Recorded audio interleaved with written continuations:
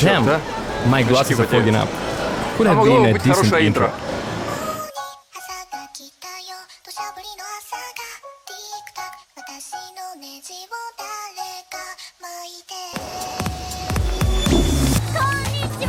Konnichiwa guys, we're in a country you can always come back to and always discover something new. It is crazy, insane and just out of this world. In this big episode we're going to take a run around modern Tokyo, check out local hipsters, enjoy the smell of the blooming sakura and see things that are bizarre and totally Japanese.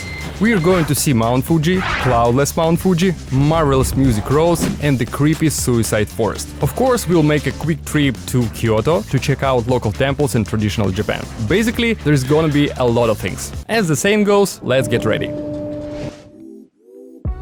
This video was shot 2 years ago, as you can tell by my beard, but actually it hasn't lost its relevance and neither have the habits I brought back from Japan. And one of them is having a healthy morning routine, which I'll tell you about with the help of today's sponsor, Morning Brew.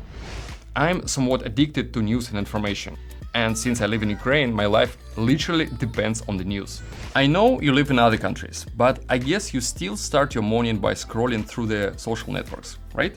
I'm not saying you should quit that, since I couldn't stop doing it myself, but do it in a healthy way. Morning Brew offers you short and interesting news and information on various topics, updated daily, 7 days a week. Tech, finance, health, IT, all condensed to short texts that are exciting to read. You can feed your brain with the interesting information while also having breakfast. Even though everyone recommends eating without distractions, neither you nor I can do that. Morning Brew is an opportunity to learn more about the world and some exciting things from different areas outside my bubble. And that's absolutely free. Subscribe to the Morning Brew if you are interested in tech, finance or business. It takes less than 15 seconds to subscribe. Go to themorningbrew.com/Anton or click the link in the description or just scan QR code with your phone. You have plenty of options. And now, let's go back to Japan. The first must-see in Japan is, of course, the capital.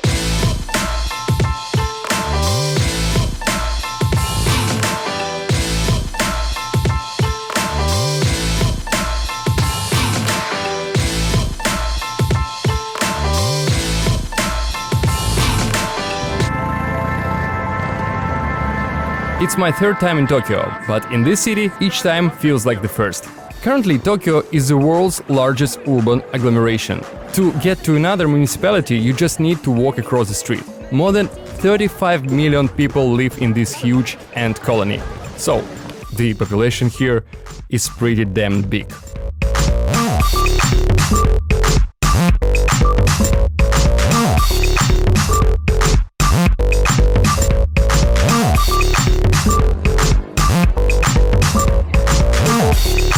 But apart from crowded streets, there is another fact about Japan we should consider. Most streets in Japan don't have names. All house numbers are assigned chaotically, usually according to the date of when it was built. So, you can navigate through the city, but only with an online map. Traveling around the city by car in these conditions is pretty challenging. That's why we're using the fastest and most reliable way, public transport. The first thing you need to do is go down to the subway. This way is tough, but believe me, it's worth it. Tap the card, take a deep breath, and here we go. The Tokyo subway is one of the busiest in the world. It carries more than 3.5 billion passengers a year, and it ranks number 2 in passenger traffic, beaten only by the Beijing subway. At first sight, you think you're in hell. You're guaranteed to be shocked right away, but it's getting more interesting from here. You take a closer look and understand there is no chaos at all. The movement is well ordered, everybody lines up neatly. There is a special markup on the floor for this, and waits patiently for the train. It looks almost like a school assembly. Secondly, at every station there is a metropolitan worker wearing white gloves, the so-called Oshiya, or passenger pusher. Their duties are to control the train departure and help passenger get on a subway car, by holding the doors and pushing people inside if needed. Let's get on a subway car. Here you have to switch the silent mode on. It's inappropriate to talk here.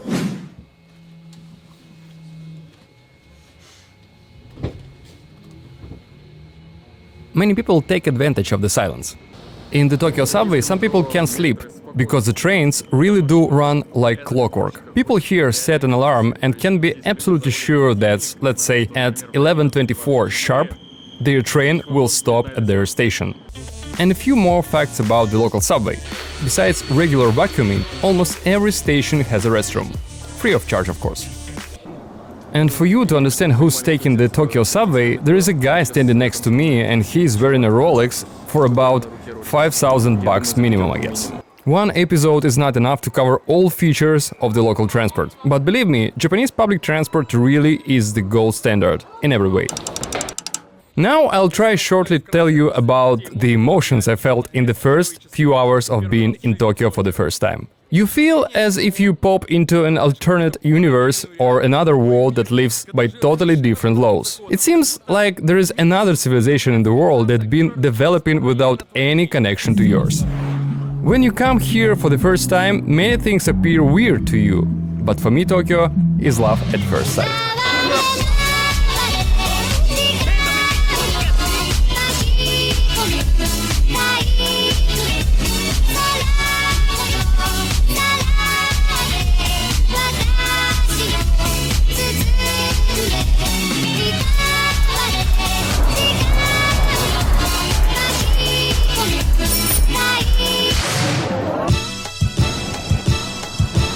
Whichever alleyway you take, it's almost perfectly clean everywhere, because streets here are literally washed and brushed. Even though there are very few rubbish bins in the city, you shouldn't throw away the trash, you're expected to take it with you.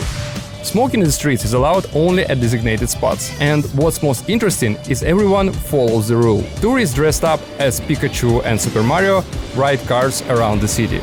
At Shibuya, the world's busiest crossing, which can be crossed by about 1,000 of people at the same time, you can run into Freddie Mercury fans taking a walk and newlyweds taking pictures. Everybody reads manga, the Japanese comics. To produce them, they use more paper than they do for all the toilet paper in the country. And an operation panel of a flush toilet has way more buttons than your cell phone does. Electronics are everywhere.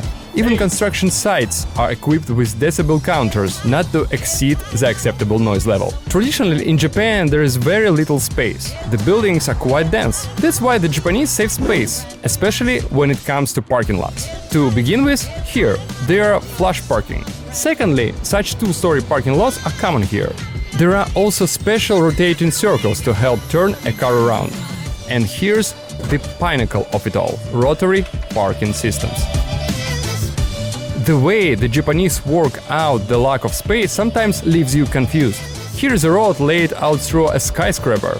Actually, it's not in Tokyo, but in Osaka. By the way, they do have skyscrapers here, even though about 1,500 earthquakes hit Japan every year. Another exceptionally popular thing in Japan is vending machines. Here you can find more than 5 million of them. They are just everywhere, literally at every step of your way. Machines offer not only hot and cold beverage, toys, etc., but you can also exchange currency here and even rent a power bank. As you can see, they're in demand. The best thing I found in the local vending machines is hot green tea. It's not that hot, but just as hot as it should be. Just perfect. Where has it been all my life?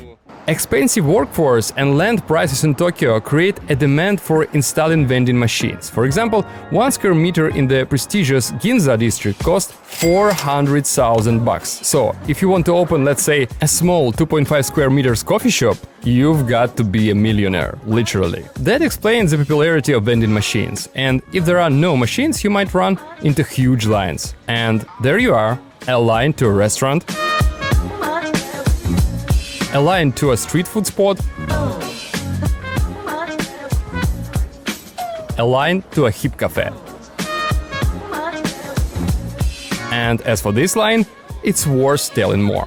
Guys, what is this line for? This is for multicolored sandwich. We're standing all the way from the back there. I think it's been about 40 minutes, is it? 40 minutes? Yeah. That's crazy, guys. Okay, good luck. Yeah, see you. If you're a business owner and feel confused now, I feel you. The Japanese really do love something new and bizarre. They are willing to stand in line for hours to get this multicolored sandwich. Needless to say, they are desperate for fashion. Expensive boutiques are a dime a dozen in Tokyo.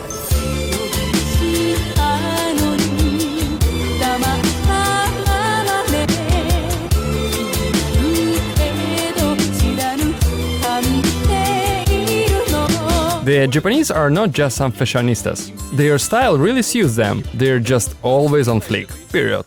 To show you these show-offs, we're heading to a unique district.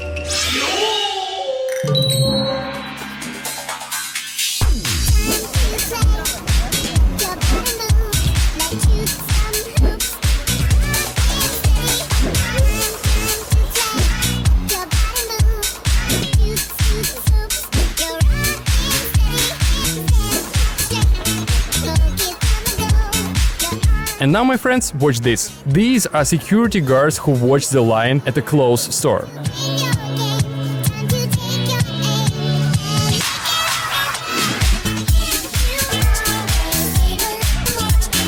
In the Harajuku district, everybody wearing bright colors. Every third person looks like if they just visited the Yoichi Yamamoto fashion show. Like this girl. She is looking like an anime character. This style is called kawaii, which means cute. Pink is a must here. And of course, pets are also often spotted in Tokyo streets.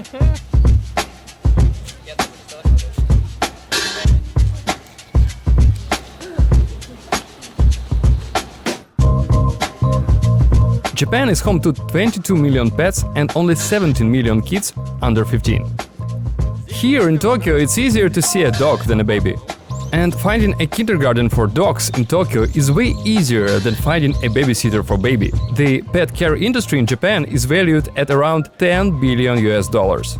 Stores for cats and dogs are everywhere. Accessories for pets in Japan are made even by Chanel, Dior and Gucci. And if you're out of town, you can just leave your pet at a special hotel for $100 per day. For many Japanese people, pets are as beloved as their kids. They buy clothes for them, take them to dog cafes, and even put a little ladder to help their doggo get in the car.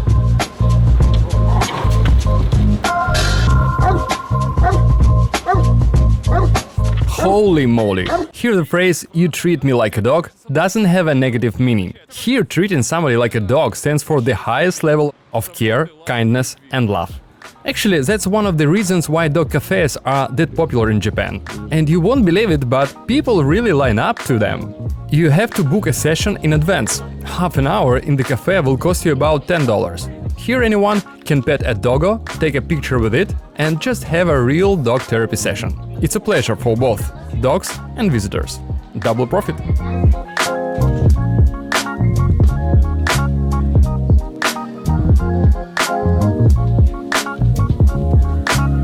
As cruel as it might sound, a couple living in Tokyo will find it easier to have a dog rather than a baby. The situation surely has some economic reasons. Life in Tokyo is pretty costly due to the taxes and other expenses. In Japanese society, it's a challenge for a woman to have a baby and stay employed. But locals are so afraid of losing a job not only because of money, but also because they are full-blooded workaholics. In 2011, Japanese economy, having been the world's second for 40 years straight, was taken over by China. So now they're trying to catch up. People in Japan were like crazy, working overtime for 80 and sometimes even 100 hours a month. For you to understand the scale of the problem, I have to tell you about a buzzword that appeared in the Japanese language, karoshi, or death from overwork. In 2016, karoshi caused about 200 deaths, and this is only the official data. The Japanese usually use up only 50% of their annual leave, which is only 9 or 10 days a year. Companies forcibly switch off the lights at 10 p.m. to make workers go home and sleep. The government introduced so-called Premium Fridays. It means that every last Friday of the month, an employee is allowed to leave work earlier at 3 p.m. And now what do you think? How many employees did use this option in percent? 4 guys. Only 4%. The rest continued working as they did before. Well, the term working is incorrect here, or rather grinding as they used to. That's why there are so many sleeping people in the Tokyo subway. They just get awfully exhausted. To be fair, during my visit, lots of Japanese people allowed themselves to have some rest. Hey guys, believe me or not, but just as I arrived in Japan, this sakura started to blossom. Well, fine, I'm joking of course. I planned out my trip so that I get to Japan approximately during the period of the cherry blossom. And voila, they did blossom. So guys, let me show you one of the major non-calendar celebration in Japan. The name of this big event is Hanami.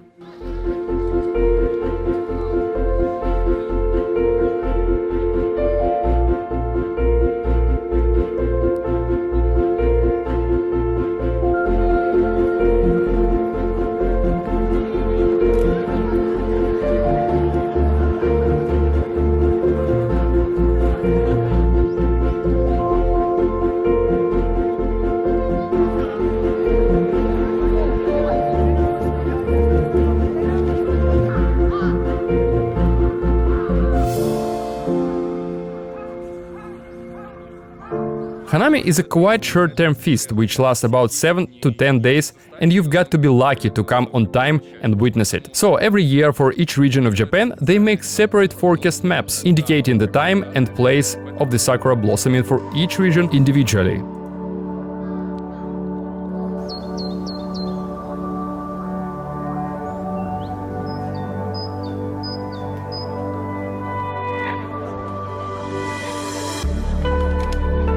Of course, the cherry blossom season doesn't put the life of the Japanese on hold, not at all.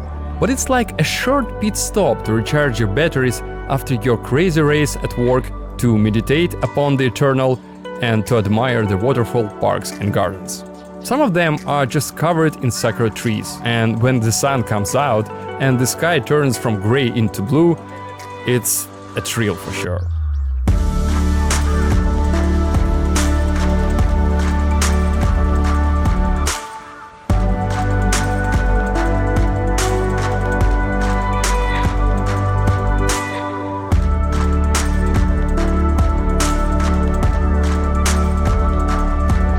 I'm feeling like writing a haiku.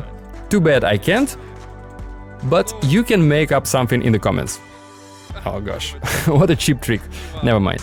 Another special thing about Hanami is the Japanese tradition of gathering under the trees, eating, drinking and having fun.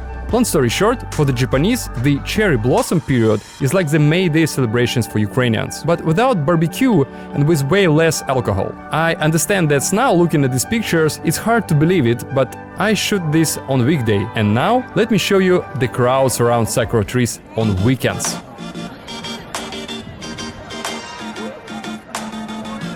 So many people, it's buzzing here.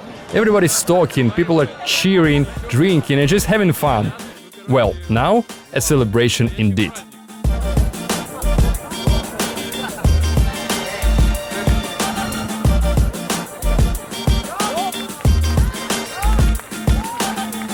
That's so sweet. Traditions are tradition, of course. The Japanese always take off their shoes when they come inside, and even though it's just a piece of cheap blue tarpaulin, they still take off their shoes. It's so cute.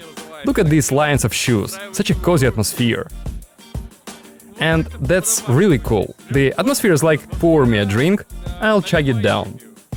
Back then my romanticist batteries were still full, but a few days later the place was packed like a can of sardines, and that really looked like a May Day celebrations in Ukraine. And now, my friends, I'm going to show you the line to the main park of the blooming cherry, because there are over 1500 sakura trees here. The park is called Shinjuku-gyoen National Garden.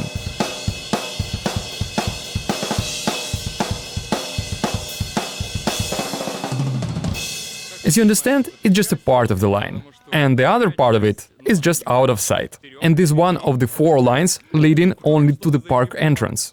I'm just making it clear that if you're planning to see sakura trees in Tokyo, get ready for long lines and enormous crowds of people with cell phones.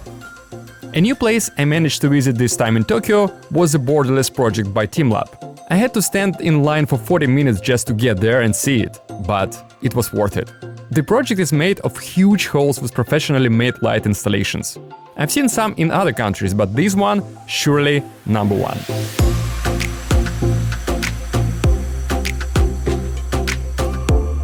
I guess you can spend the whole day here. There are plenty of different rooms, but I picked out the two coolest ones to show you. The first one is a room with spotlights.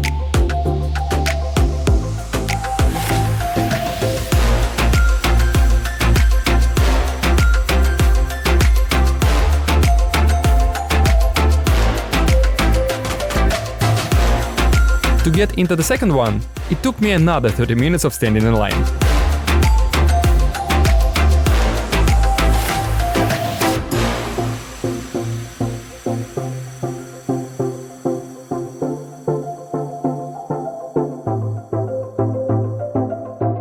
The Japanese are just great at technology, as always.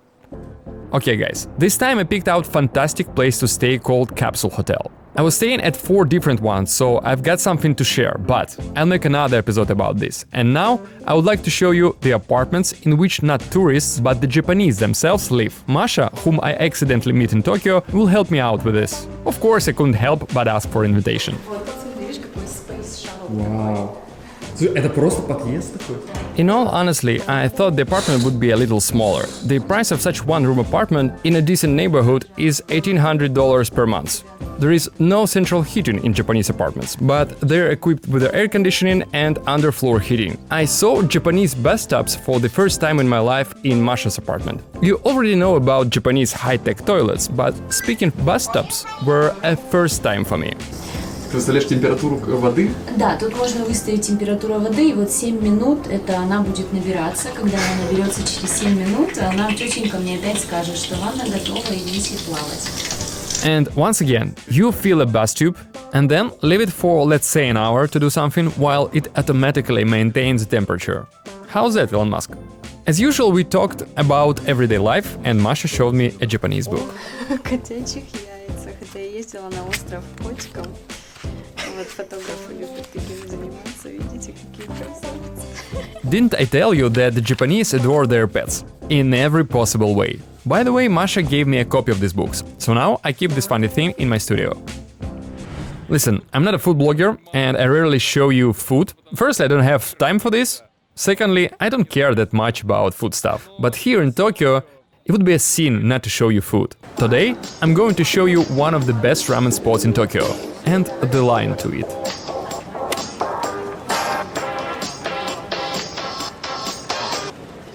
Fantastic. I thought I finally could go eat, but nope. Here's a second line.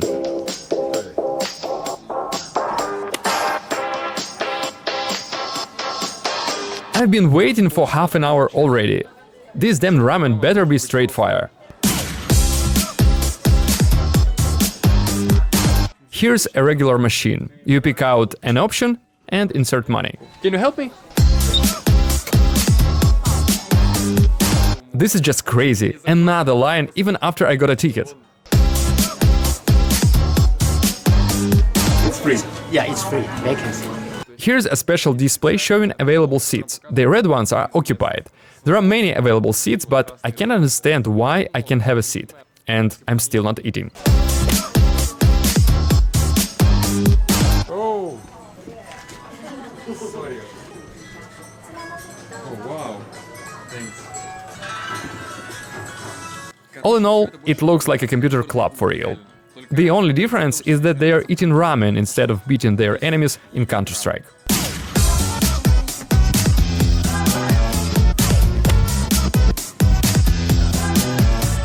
I ordered ramen without pork, but it turned out ramen can't go without pork, so I got meatless ramen.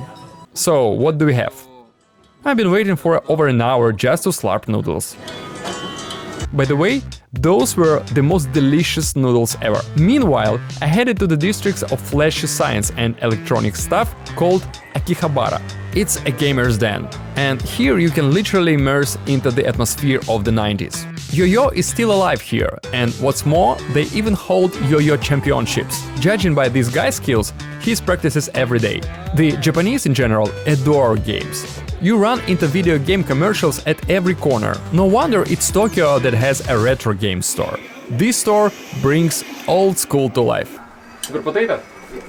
Wow. Here you can buy any games from 90s you want. And here, just imagine, they sell cartridges, new and sealed, $20 for one, and somebody surely buys them.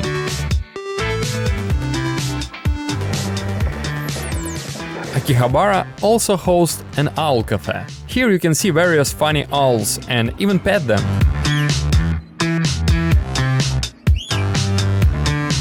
Most of the time, owls are staring at something. But if you call them Tarase, Oleksiyu, look at me, they react.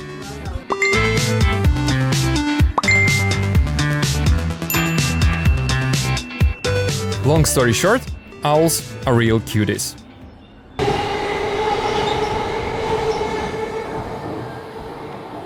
It's 5:30 am. I'm leaving Tokyo in 90 minutes, and as ill luck would have it, the sun came out, the weather is perfect, and I thought I just couldn't help but treat you with the view of stunning Tokyo in the morning.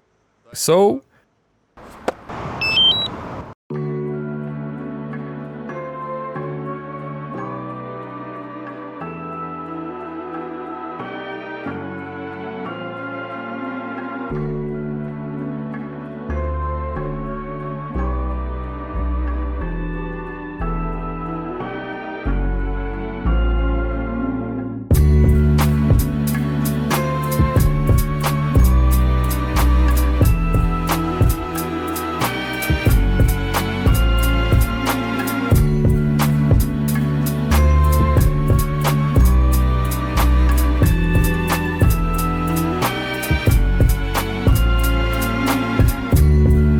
Amazing city. I wish you to visit it at least once in your life.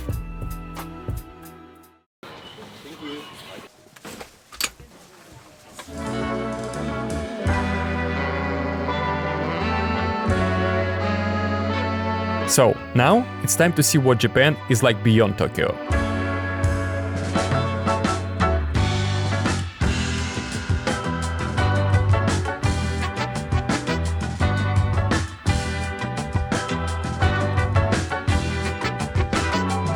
You see, local taxi cabs are just a perfect example of making you feel at home. Look at this! Beautiful embroidered covers, handmade. Just check this out. And here it is, the pagoda.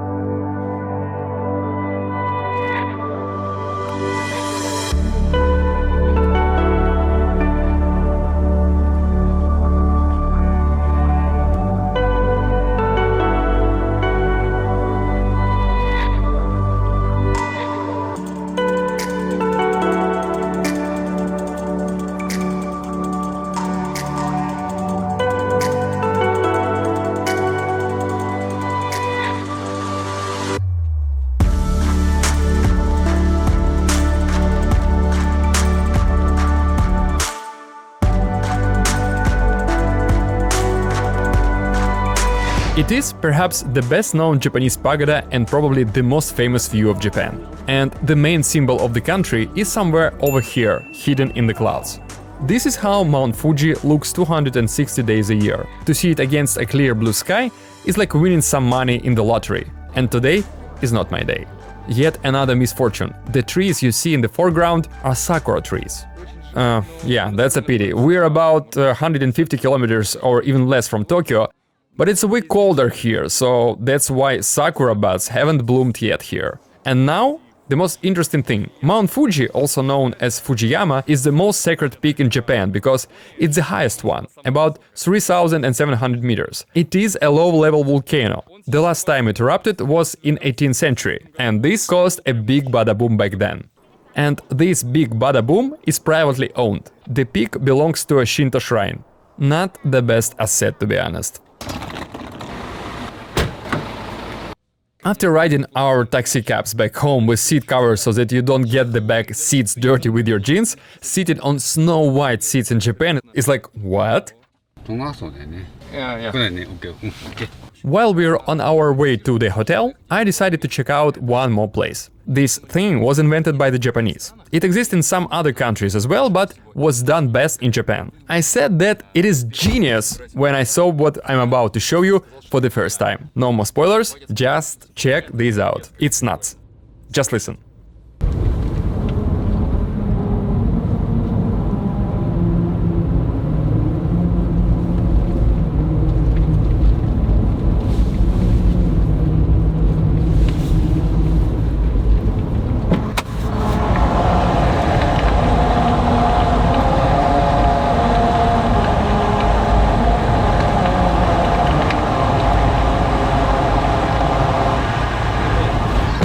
Applause. Now we'll make a U-turn and give it a listen one more time.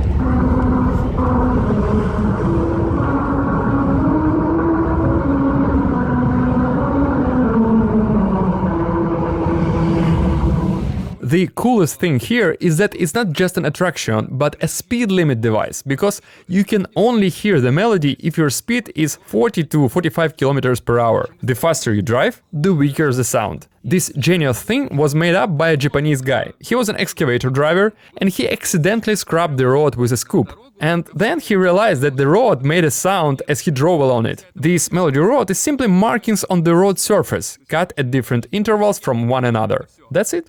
Simple, but genius. Well done, Japan. If you hear a faint voice, just know that in small towns in Japan, at least those I've been to, for example in Fukushima, there are quite a lot of loudspeakers. As far as I understand, it's an earthquake and tsunami safety alert system, which, by the way, happen up to 1500 times a year. And here it is. It's so loud, the whole town can hear it. I quickly checked in at a local hotel where I was going to stay overnight. This is the view from the window. As you already figure out, taking a taxi in Japan is too expensive, so I had to use a less comfortable means of transport that the hotel offered me for free. It started snowing. So much about the Sakura.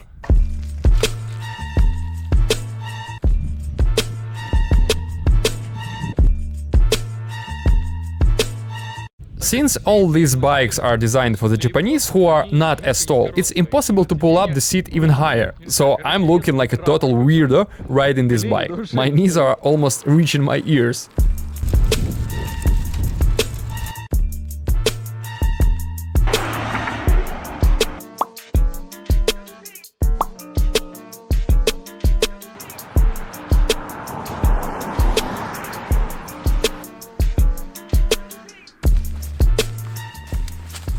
All in all, it took me almost 2 hours to get to the forest. And, as you may have guessed, it is not a usual forest. It is called Aokigahara in Japanese, but you probably know its other name.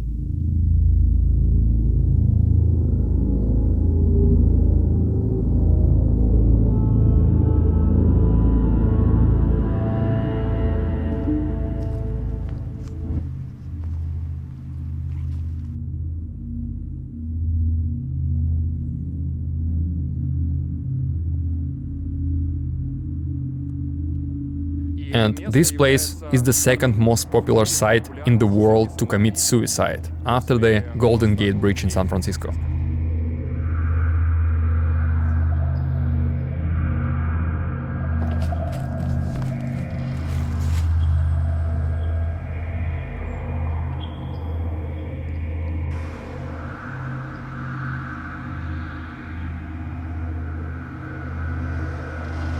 There are special public service members who walk around the forest searching for bodies, and they regularly find them. Fortunately, a lot of people come here, camp for a few days, think about life and death, and then leave.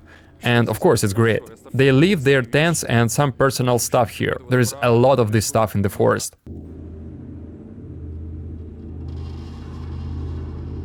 Seems like I saw a tent. I want to check whether it's tent or something else. This place is really gloomy, but perhaps it's because of the weather. As I was approaching the forest, I saw a car. It may have been a car accident, or maybe somebody left it. People often leave cars here, those who come here with no plans of returning, just abandon their cars right here. I don't know, maybe that's the case with this car. I would go farther in the forest, but the snow is getting heavier, it got much colder and it gets dark in an hour. So, let's get out of here.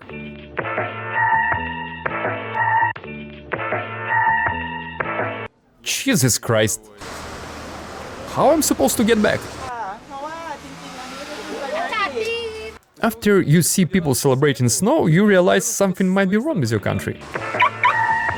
Well, guys, it really sucks. I've just tried to unlock my phone with Face ID, and after 30 seconds, I realized it was a bad idea. Even I wouldn't recognize myself now. It's been snowing all night long, but in the morning, the sky was absolutely clear. It means I was so damn lucky to find Mount Fuji on one of only 70 days in a year when it's not hidden behind clouds. And of course, I took advantage of this. My hands got frostbitten. It's 2 degrees Celsius below zero in the morning. Everything around got snowed in overnight, but it was worth it.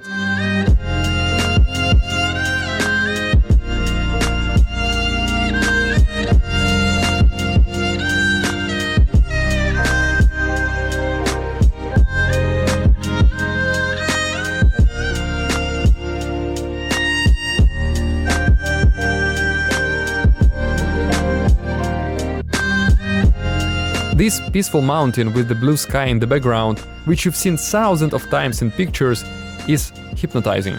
I was looking at it while I was waiting for a car, then while going to the station, and even while I was waiting for a bus. Fuji held on to me too tightly, but I had to keep moving to show you a different Japan. It's time to see the second capital of Japan. I mean, the former capital called Kyoto.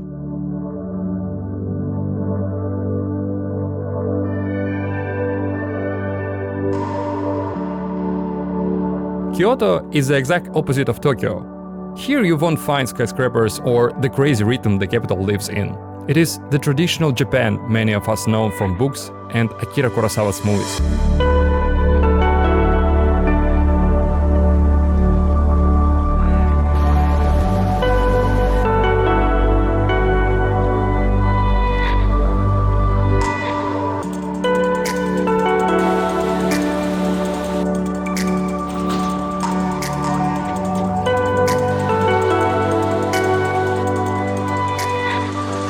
In Kyoto, wherever you look, there is a temple.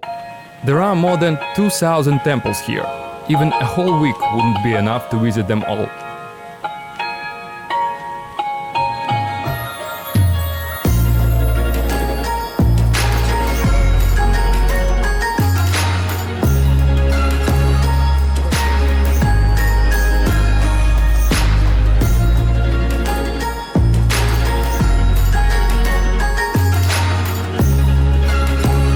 There are also lots of classic Japanese buildings that go back centuries, and they are all in pristine condition.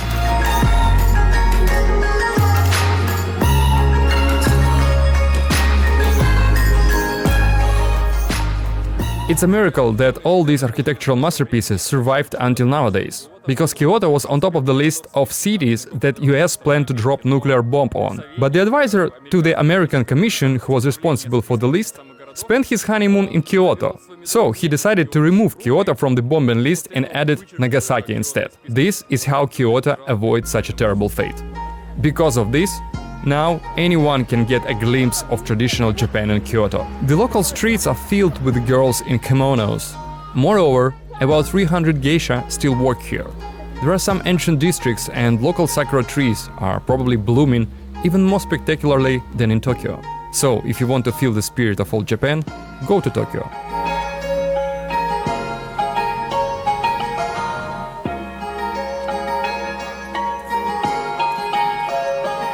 I'd like to show you two beautiful places in Kyoto.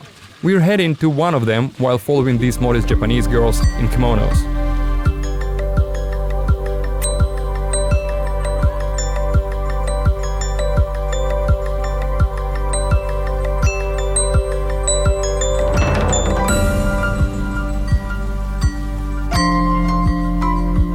Bamboo can grow up to a few centimeters just in 1 hour.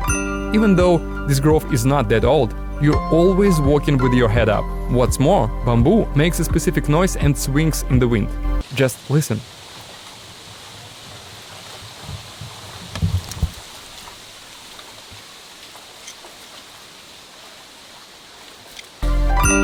I had to get up very early in the morning to show you the next place. This is one of the most famous temples in Kyoto.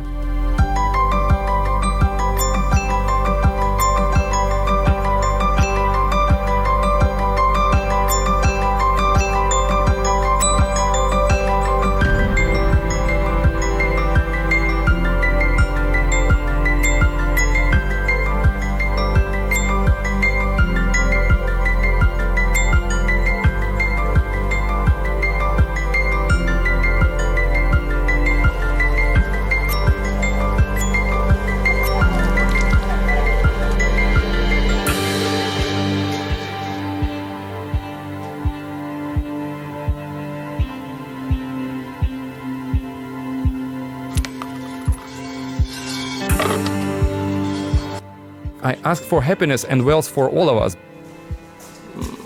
But my handwriting sucks, so I apologize in advance. I decided to close the chapter of Kyoto on tatami and in some traditional interiors. Ryokan is a type of traditional Japanese house. This one was adapted to be a hotel. I am staying here today. Please change your shoes.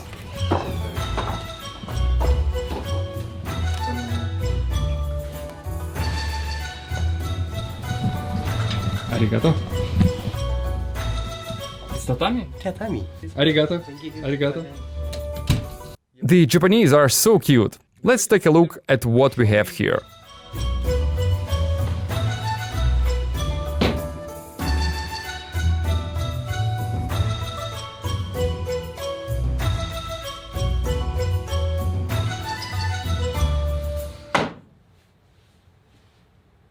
It's unlikely to see the shopping mall from a window of a traditional Japanese hotel, but it's a modern Japanese hotel, so things happen.